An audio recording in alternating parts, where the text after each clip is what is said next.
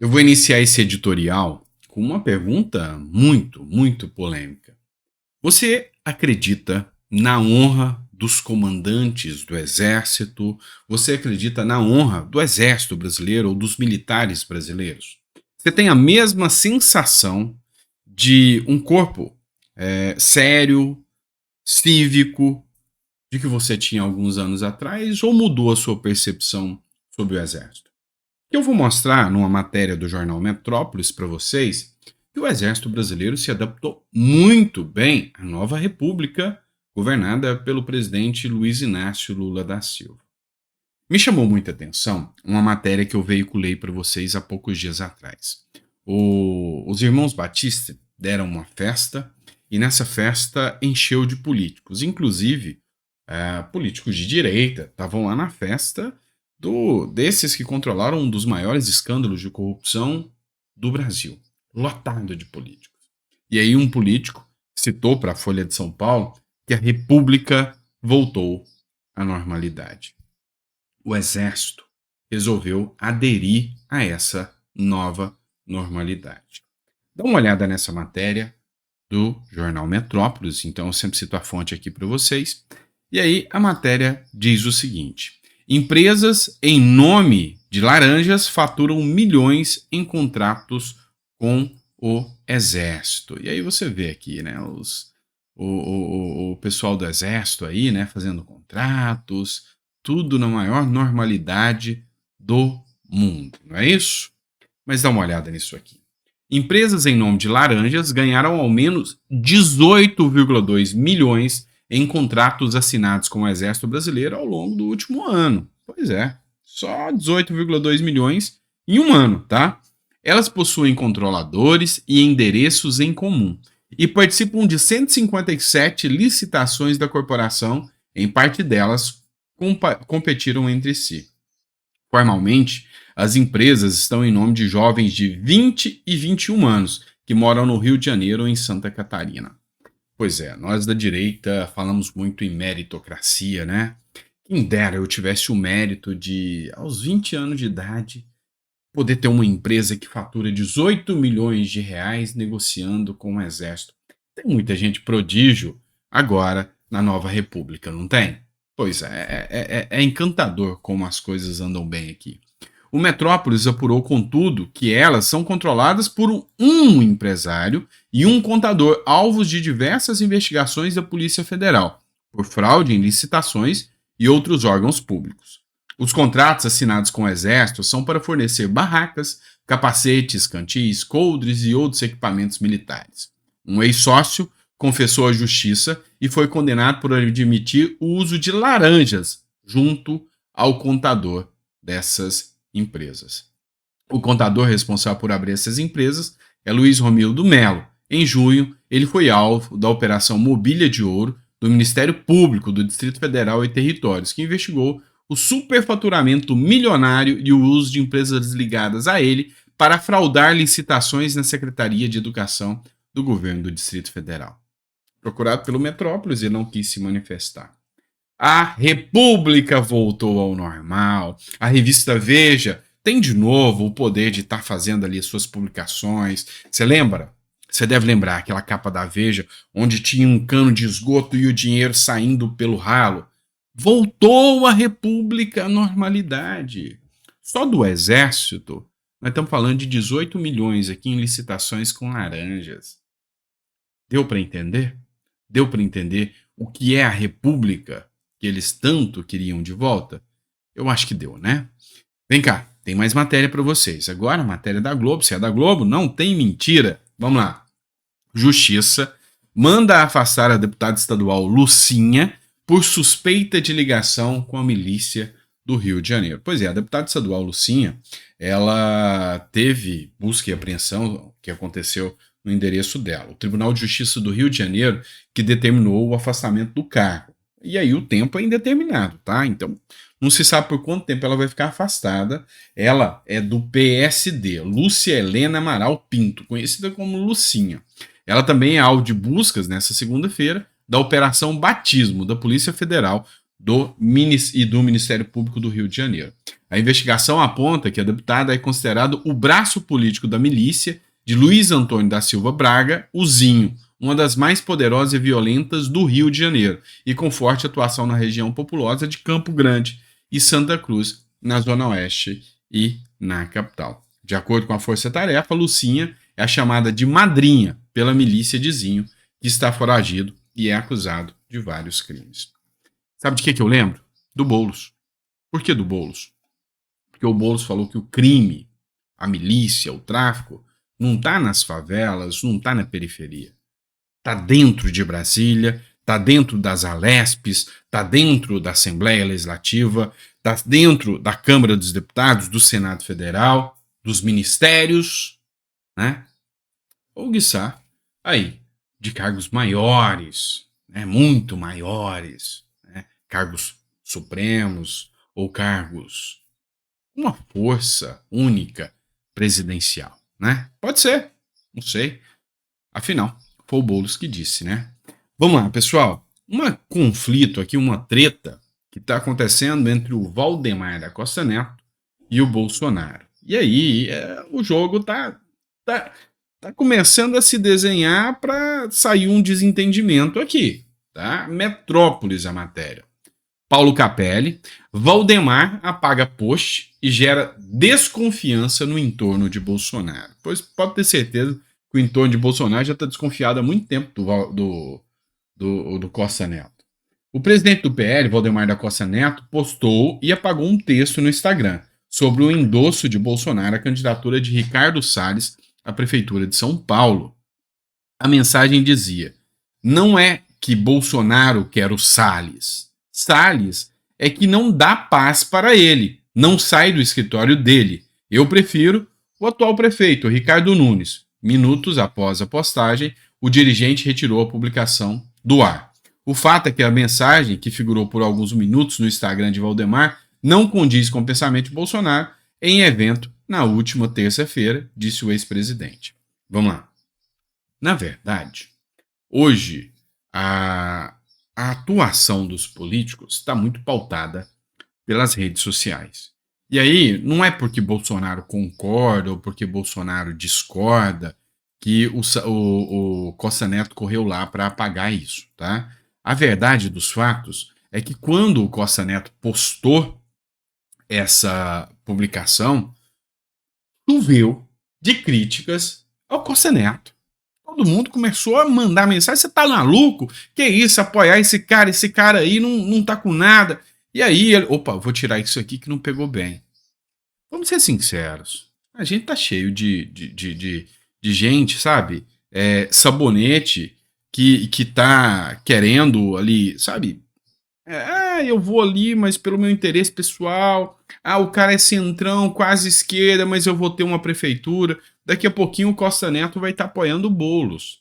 Gente, não rola, né? Tem que ter pressão sim. E parabéns para quem foi lá nos posts e criticou. Tem que criticar mesmo. Eu tenho várias críticas aqui ao PL em relação a medidas tomadas. E aí, quem vai ganhando força enquanto fica essa frescura aí do PL, e apoia o Nunes porque já é prefeito e tal, vai pra guerra. Se tiver que perder, que perca. Quem tá ganhando força é a esquerda. Olha só, matéria do Metrópolis também.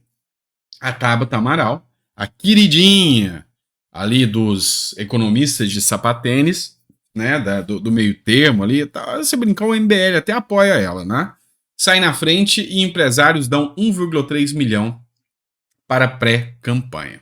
Há 8 meses do início das campanhas municipais, empresários e investidores entusiastas da Tabata Amaral, pré-candidata a prefeita de São Paulo pelo PSB, partido do Alckmin, já mostram o quão dispostos estão a contribuir pela empreitada da jovem parlamentar. Pois é, a menina ganhou uma grana aí, já tem 1,3 milhão para a campanha. O que é a grande questão aqui? Ela vem naquela de, eu sou a Sandy da política, sabe? Eu sou a menininha meiga que faz uma política ali moderada, eu não sou radical do centrão, da esquerda, eu não sou radical da direita, mas sou de esquerda. Então, a grande questão é que essa turma que está endossando a candidatura da Tabata Amaral é aquela mesma turma da Carta pela Democracia, lembra? Sabe o Amoedo da vida, aquela turma da Carta pela Democracia, sabe o MBL que sobe no palanque com o PCdoB, que fora Bolsonaro.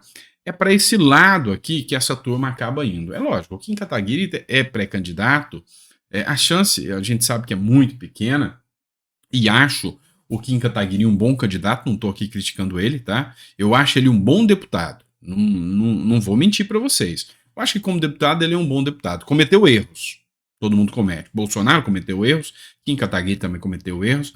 Só que assim, eu sou o tipo de pessoa que gosta de olhar num contexto, tá? Eu não sou daquele tipo de pessoas que a pessoa faz muitas coisas certas e comete um erro ali e aquela pessoa é um monstro. Não, porque principalmente na política não existe mas absolutamente uma alma mais honesta do que o Lula, né? Brincadeira. Não existe que não vá dar escorregos na política, porque não dá para agradar todo mundo. Isso é fato, tá? Então, é isso que eu tenho de visão. E aí, quem tá ganhando força é a esquerda, que vem comendo pelas beiradas, e eu acho que o Boulos tem grande chance, e isso é muito preocupante. Vamos pegar uma matéria do Estadão aqui para fazer uma análise com vocês aqui. Olha só, opinião do Estadão. O governo federal lançou uma campanha institucional, supostamente, para reconstruir laços e unificar o Brasil. Mas o que os petistas querem é unificar em torno do Lula. Um só povo por Lula e pelo PT. Na verdade, campanha O Brasil é um só povo tem objetivos muito específicos, nenhum relacionado à pacificação nacional. E todos, mas absolutamente todos, condizentes com interesses eleitorais do lulopetismo. Isso aí é a mais nítida realidade dos dias atuais. O PT, ele tem um problema, ou melhor, ele tem uma vantagem para o PT e um problema para o Brasil. Ele sabe utilizar os meios de comunicação, ele sabe cooptar ali os meios de comunicação a favor dele. E ele sabe que ele tem impunidade. Vamos lá. O Lula faz aquelas lives com promoção pessoal o tempo todo. E aí, vem o Luiz Felipe de Orleans e Bragança e faz uma denúncia no TCU. O Lula está lá se autopromovendo com as lives. E aí ele vem e faz uma denúncia no TCU. Olha, o Lula está ferindo o princípio da impessoalidade, isso é crime, e ele está se promovendo pessoalmente.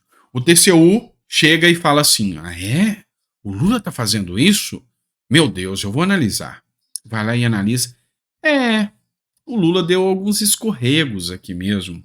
Eu vou recomendar que ele não faça mais isso. E pronto, acabou por aqui. O Lula pega um relógio Piaget, né, dado pelo ex-presidente da França. Nunca declarou para o TCU.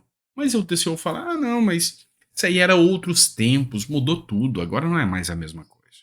Pois é. E agora, o que o Lula faz? Ele pega o dinheiro nosso, de pagador de impostos, faz uma campanha para mostrar para o Brasil inteiro, para aqueles incautos que ainda assistem TV, que o governo federal é um sonho. Eles vivem num mundo de Nárnia. O comércio tá bom, o amor. Agora todo mundo vai viver de amor. Então uma coisa tá bonita, tá todo mundo perfeito demais. Pois é, não anda colando. Não anda mesmo. E as pessoas não estão acreditando mais nisso. E aí, é aquela velha imprensa. É a atuação da imprensa, dos órgãos públicos de comunicação. Exemplo, eu vou trazer aqui para vocês uma matéria que foi publicada na Globo. E aí, rolou até uma briguinha aqui, né? Vamos dizer, uma treta, né? O jornalista da Globo mentiu descaradamente sobre o Milei. E aí, acho que uma das poucas vozes ali dentro da Globo que eu até gosto de ouvir, apesar de algumas globices, né? É o Demétrio. O Demétrio foi lá e falou, meu amigo, aprende, estuda, para depois você vir aqui falar besteira, tá? Olha só o que rolou aqui na Globo News. Em primeiro lugar, uma tremenda hipocrisia, né, do suposto libertário Javier Milei, que tinha como slogan de campanha libertar caralho, que não tem liberdade nenhuma, não tem liberdade nenhuma, ele já restringindo o direito de manifestação, então o direito de implementar o pacote econômico dele. Isso ele foi eleito, a plataforma, presidente da Argentina, ele pode sim implementar. Ok, pode ter hipocrisia, pode ter tudo. Agora, a questão de restringir o direito das pessoas se manifestarem contra, onde que está a liberdade que ele tanto prega? O Milei ou pregava quando era candidato. E não é só ele, cansa ver alguns setores, especialmente da extrema-direita internacional, que ficam falando em liberdade, liberdade, liberdade, mas quando estão no poder, restringem a liberdade. Um que compareceu à posse do Milei, inclusive, que é o Viktor Orbán da Hungria, é a mesma coisa. Se diz defensor da liberdade, mas não tem nada de defensor da liberdade na realidade. Então é uma tremenda hipocrisia. O que eu queria me referir é essa questão da restrição às manifestações. Porque não é verdade que Milei proibiu manifestações de protesto. Isso não aconteceu. Todo mundo pode se manifestar nas praças, nas calçadas, nas ruas, etc. O que foi proibido foram os piquetes. Piquete na Argentina é um tipo de manifestação que visa barrar a cidade. Se usa, inclusive, queima de pneus no meio das ruas para se fazer os piquetes. São manifestações organizadas pelos piqueteiros, que são ativistas ligados a alas do peronismo e alas do sindicalismo peronista. Nas democracias do mundo desenvolvido, não se pode fazer piquete. Pois é, tomou uma feia, né? Veio mentir que o Milei está restringindo as liberdades de expressão, que não se pode mais se manifestar, que não se pode mais fazer manifestação, e na verdade é uma grande mentira, porque o que o Milei disse foi: querem se manifestar? Manifestem-se. Querem ir para a porta dos quartéis? Vão. Querem se manifestar nas praças? Façam. É direito de vocês. Não parem as ruas, não botem fogo em pneu, não sejam esquerdistas o suficiente para fazer esse tipo de coisa e causar prejuízos. Pois é. Só que aqui no Brasil, teve gente que estava de frente aos quartéis se manifestando sem pôr piquete, sem fazer nada disso, e aí foi preso. Pois é, mas essa turma aí do jornalismo não reclamou com isso não, né? É porque o Milei é o cara ruim aqui da história, né? Mas vamos lá, tem mais. Dá uma olhada nisso aqui. Isso aqui você não vai ver amplamente divulgado na Globo, nem nos demais jornais. Reduzindo privilégios, tá? Após reduzir o número de ministérios de 18 para 9, o governo Milei anunciou que vai vender automóveis, aviões e outros veículos oficiais como parte de um programa de redução dos gastos públicos. A medida faz parte de um projeto para reduzir privilégios. Pois é, o Milei já chegou e falou: vou cortar na carne, vai reduzir cargos em comissão, não se renova mais contratos com menos de um ano do governo, não sai um centavo do governo para publicidade. Mais ou menos o Milei falou o seguinte: gente, eu tô pouco me importando se isso aqui vocês vão vir com impeachment pra cima de mim, tô pouco me importando se eu não vou me reeleger lá na frente por fazer medidas impopulares, não populistas. Mas eu vou enxugar a máquina pública, coisa que vocês destruíram aqui na Argentina.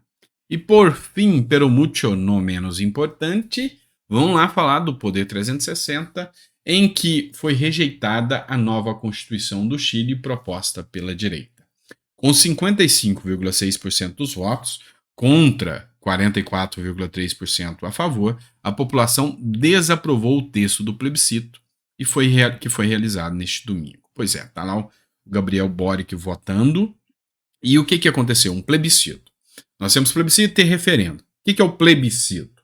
O plebiscito ele acontece antes, plebiscito, né? Eu até brincava na época do direito, enquanto eu fazia concursos, a época que eu passei no concurso do Ministério Público, eu fazia muitos mnemônicos, né? Aí, para decorar, eu coloquei plebiscito, ou seja, plebiscito é antes e referendo é depois, né? O que aconteceu?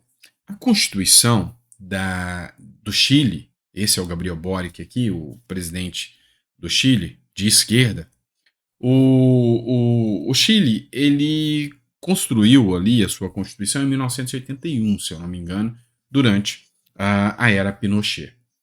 E aí, o meu TCC no mestrado, que eu tirei 10, viu? Só para me gambar aqui um pouquinho, brincadeira, tá?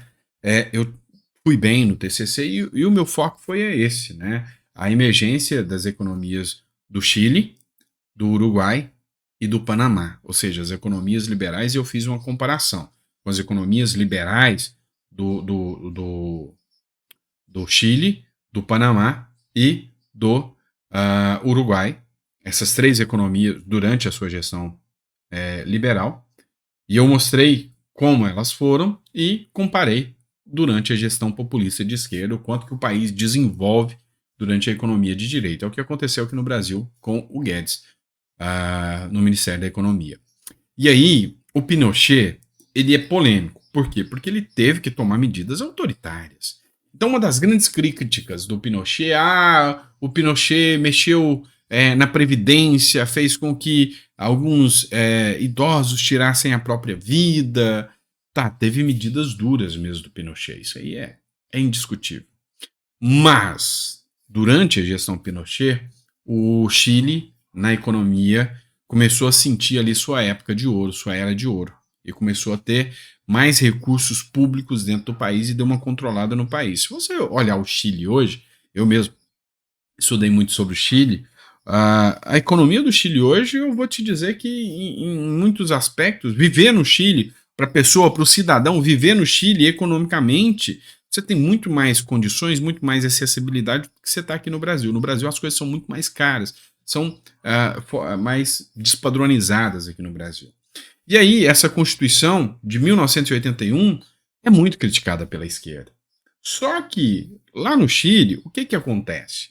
Tem um presidente de esquerda, mas é um centro-esquerda, é uma esquerda moderada, não é a esquerda que passa pano para o Maduro, é uma esquerda ponderada.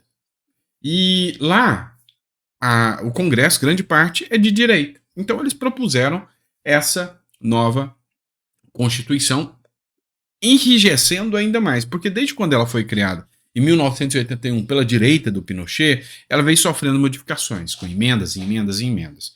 E aí, chegando aqui agora, tem uma Constituição que não agrada a direita e não agrada a esquerda. Mais ou menos o que nós temos aqui no Brasil hoje, tá? Mais ou menos o que nós temos aqui hoje. E aí foi proposta essa mudança.